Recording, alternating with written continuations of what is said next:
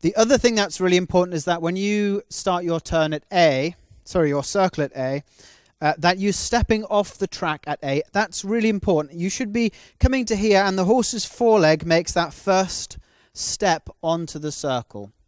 It's important that you step off. If you don't, you're making the circle harder for your horse. It really is that simple. You're making it more difficult for yourself because the horse will come along here and suddenly you'll start to have to turn the horse, or maybe you wait till the corner and suddenly you have to turn the horse round onto the circle. It is more difficult. So, it's a 20-meter circle and we know the arena is 20 by 40. So basically, the point that you should touch next on the track is halfway between the end of the arena and the letter B. If we're going around in this direction, if we're going around to the right, it would be the letter E. Now, this is where a lot of people go wrong. They think they should be leaving the track about F. I even remember being taught this, that you just follow the track round and about F you start coming across the arena. It's completely false, completely wrong.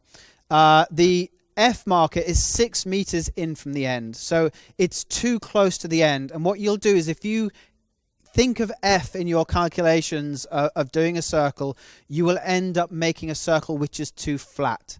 So essentially you're 4 meters further along from F. So I'm going to start walking the circle now and trying to describe to you how I think about the circle and how you take these ideas that we've been talking about. So we're on the balance beam, we're going to step off at A, and we are aiming for 10 meters along. Now I'm kind of lucky with this arena in the way that it's split out, that I know exactly where that is. But it's really important to realize that we are nowhere near, at this point, the corner. We're not going into the corner. Think back to that perfect picture of a perfect circle inside of a perfect square. It doesn't go into the corners. Circles that go into corners, I call them squircles.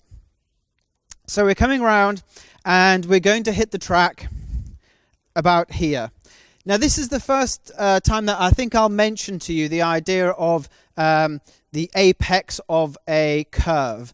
And basically what I'm saying is these points that you hit are the top part of a curve that you're doing. So in this case, if we think of a curve going from A, a half circle going around from A all the way to X, this is the top point. And at every point that you get to, think of it as an apex. And what I mean by an apex is when you get to it, you must realize that you need to be curving away from it towards your next marker. Frequently, people drift.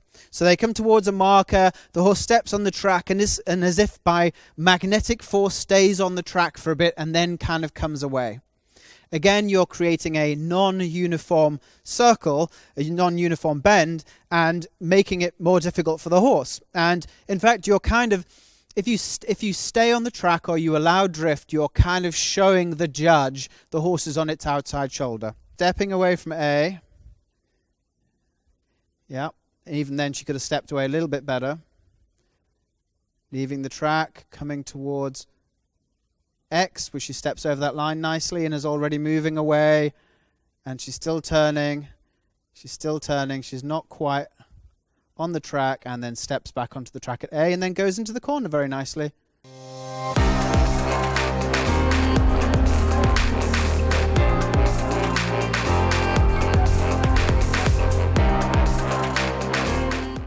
The Fleck Carbon Composite Whip is the only schooling whip we use or recommend for both our ground and ridden work. It's beautifully light and balanced and can transmit energy without all the wiggle and wobble of normal whips. It takes only the slightest movement from the rider's hand and is stiff enough to allow for precision placement.